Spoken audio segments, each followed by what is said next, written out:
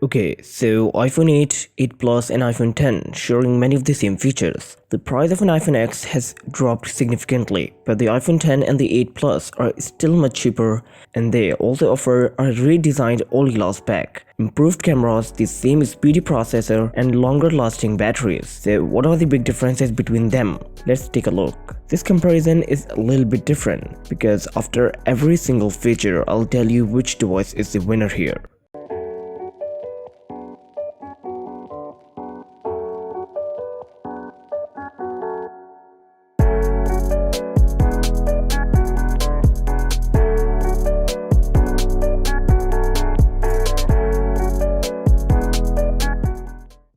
Starting from design and durability, the most obvious differences between the iPhone 8, 8 Plus and the iPhone 10 are aesthetic. The front of the iPhone 8 and 8 Plus are not like the iPhone 10. The edge-to-edge design with that distinctive notch marks a clear break from the thicker, traditional bezels and home button of the iPhone 8 and 8 Plus. Even though the iPhone 8 Plus has a smaller 5.5-inch screen, it's actually a bigger phone overall compared to the iPhone 10, which has a 5.8-inch screen. Both iPhone 8 devices retain this circular fingerprint scanning, Touch ID, home button that has become one of the iPhone's most recognizable features. iPhone 10 replaces the home button with the on-screen software bar at the bottom of the screen. Swipe up from bottom to head to the home screen and it disappears when it's not in use. This is clear that iPhone 10 does not support Touch ID, but Apple introduces the Face ID for the first time, which means you can unlock your device with Face ID. The iPhone 10 packs a special depth sensing sensor module consisting of a light transmitter, light receiver, a proximity sensor, and an ambient light sensor that records depth data.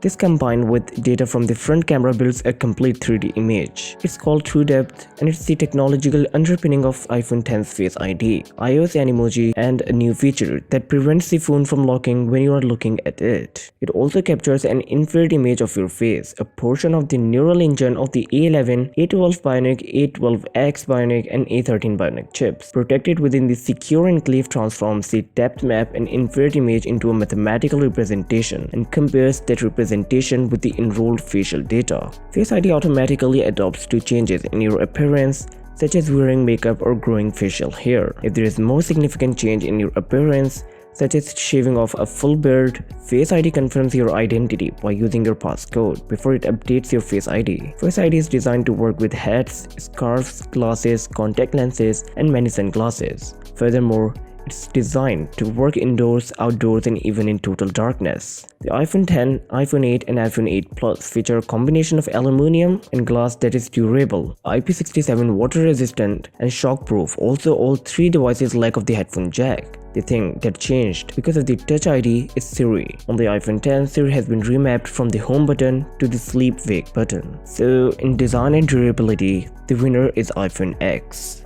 Okay, let's move on to the display. The iPhone 10's 5.8-inch OLED screen has a resolution of 2436 by 1125 pixels with a pixel density of 458 pixels per inch. Apple calls it a Super Retina HD screen. According to Apple, Super Retina and Super Retina XDR also feature high dynamic range, which delivers a broad range of dark and light areas in photos and video. This allows you to see deep true blacks and pure bright whites while retaining dramatic nuances in between. Photos look more vivid and everything you watch in Dolby Vision or HDR10 is more stunning than ever. The Super Retina and Super Retina XDR displays use organic light emitting diode technology. Super Retina and Super Retina XDR includes further advancements over traditional OLED displays to enable an incredible viewing experience. Well, the iPhone 10 is also the first iPhone to support high dynamic range. The iPhone 8 features 4.7-inch screen and has 1334 by 750 pixel resolution with a pixel density of 326 ppi, while its bigger version, the iPhone 8 Plus, features 5.5-inch screen and has 1920 by 1080 pixel resolution with a pixel density of 401 ppi. iPhone 8 and 8 Plus have a LCD IPS which don't match with the iPhone 10's OLED vibrancy. In terms of display, iPhone 10 is winner. Before moving to another feature, if you are enjoying this video, a sub will be highly appreciated.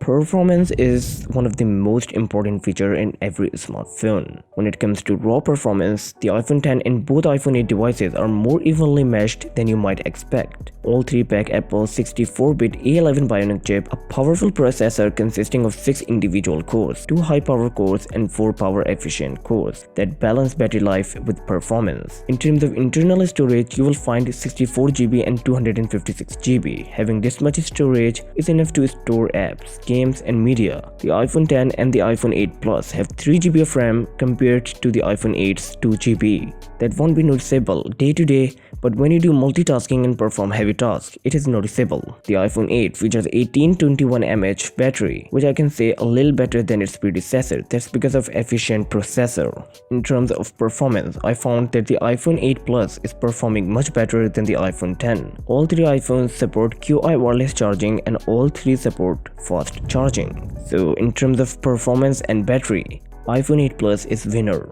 Okay, for cameras, the iPhone X and the iPhone 8 Plus both have dual camera setups and they are almost equally meshed. The iPhone X's primary shooter consists of two sensors, one wide-angle 12-megapixel lens with an f1.8 aperture and a telephoto 12-megapixel lens with an f2.4 aperture. Both have optical image stabilization which prevents shakiness in your video. The iPhone 8 Plus has the same setup, but the telephoto 12-megapixel lens has an f2.8 aperture and only the primary wide-angle lens features optical image stabilization.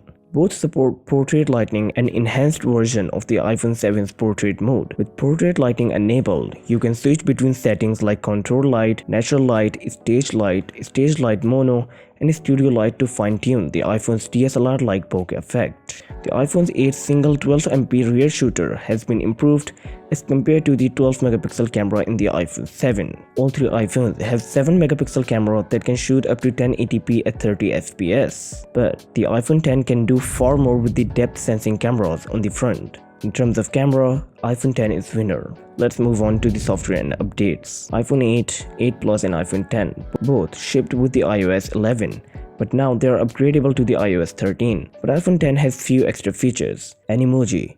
An animated emoji feature taps the iPhone X's depth tracking camera to generate custom animated messages that use your voice and reflect your emotions. Facial expressions such as eyebrow raises, smirks, frowns, smiles, and nods are mapped onto emoji and sent with a voice message. Most other features are the same on all three iPhones. ARKit, Apple's augmented reality framework for AR-enabled experiences. So in terms of software and updates, iPhone X is still a winner.